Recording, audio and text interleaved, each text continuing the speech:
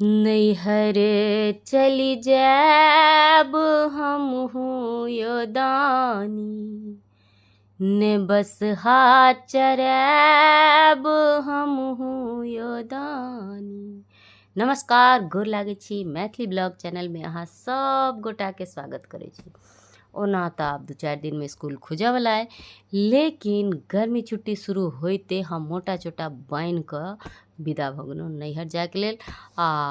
ओहिके लेल हम आकाश मार्ग से जा रहल छलहुँ हैं, लेकिन कतऽ तऽ हम जा रहल छलहुँ उड़ीसा।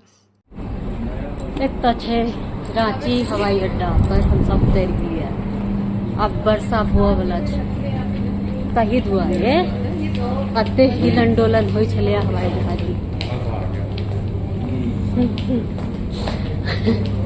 लेकिन मौसम बड़ नीक छै, ओ सखी जलैत जलैत छलै एहिठाम, एकदम आनंदित वाला मौसम छै। बाहर चल के देखाबै छी।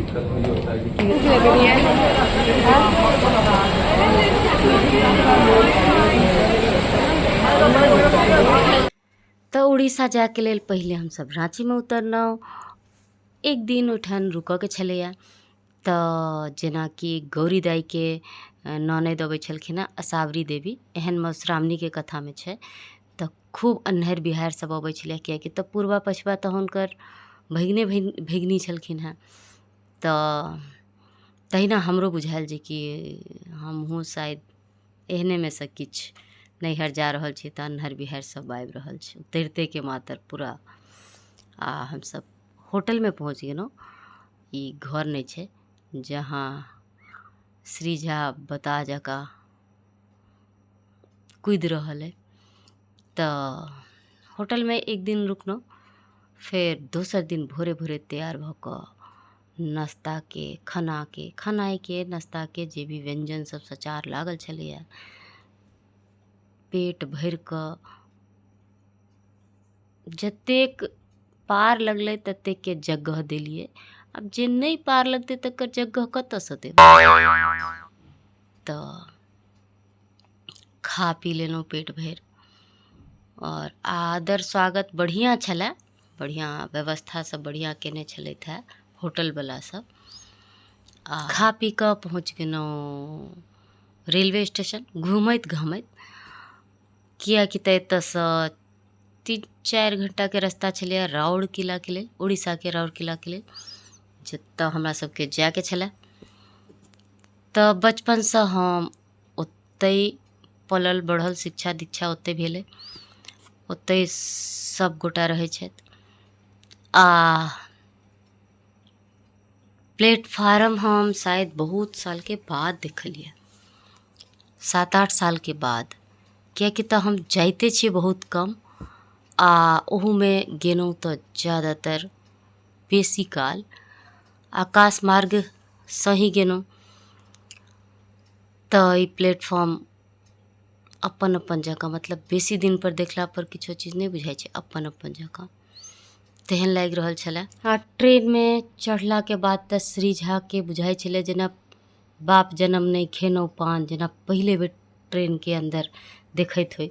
हालांकि 9टा में 3 साल 4 साल के या 2 साल के 3 साल के छलै, तहन तऽ ट्रेने से जाइ छलियै। तऽ ओहि काल में बाप रे एते पेड़ै छलै जे हम भरि रास्ता ठाढ़े जाइ छलहुँ हैं। कखनो ई रहिते नहीं छलै सीट पर, उतर कऽ सीधा इम्हर उम्हर भागि जाइ छलै। तऽ ओकरा एते दिन बाद, मतलब अख्यास में तऽ बुझाइए पहले बेर देखलकै ट्रेन, तऽ खुशी से बता भेल जा रहल छै। हम ट्रेन में बैसला के बाद जे भोजन होइ छै से हम बहुत दिन से याद करै छलियै। तब बैसते मातर जे बिकाय एलै से हम लोग को खाय लगलिए। खेला मतलब बाहर के दृश्य देखैत खाइत बहुत दिन के बाद ये एहसास लऽ रहल छलहुँ हैं। फिर लैत लैत थाकि गेलहुँ तऽ सुति रहलहुँ। निंद्रासन महाराज तऽ हमरा संगे में रहै छथिन। सुति कऽ उठला के बाद पहुँच गेलहुँ मतलब घर पर पहुँचला के बाद देखियो हिनका लेल तऽ माछ भात के जोगाड़ छलनि हैं। हमर अबिते के साथ बड़ी भात भेट गेल। The next day.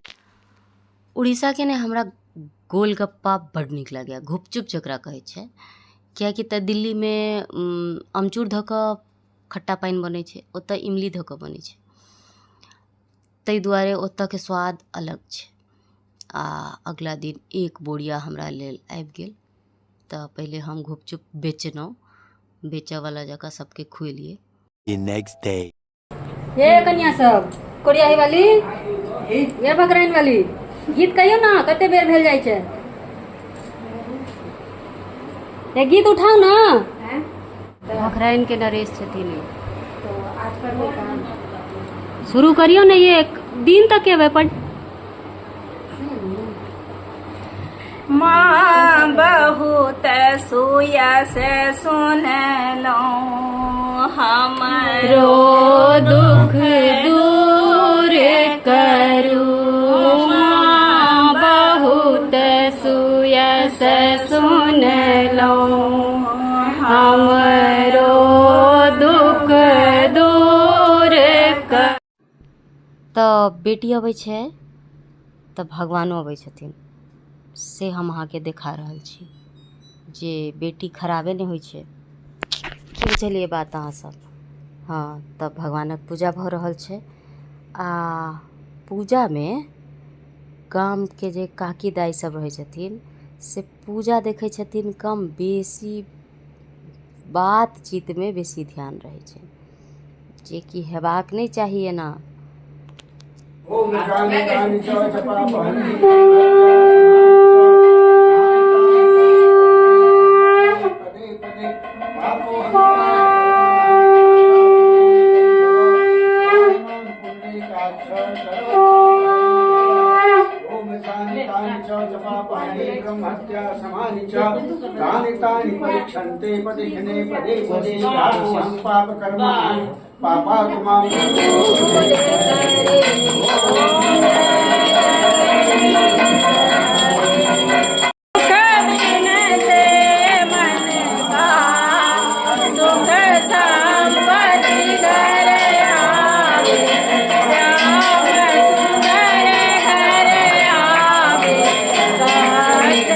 अच्छा, एहि वीडियोमे अतबा रह दै छी, नहि तऽ वीडियो बड्ड लम्बा भऽ जेतै। और किछु बात सब दोसर वीडियोमे हेतै। ताबतके लेल देखैके लेल बहुत बहुत धन्यवाद।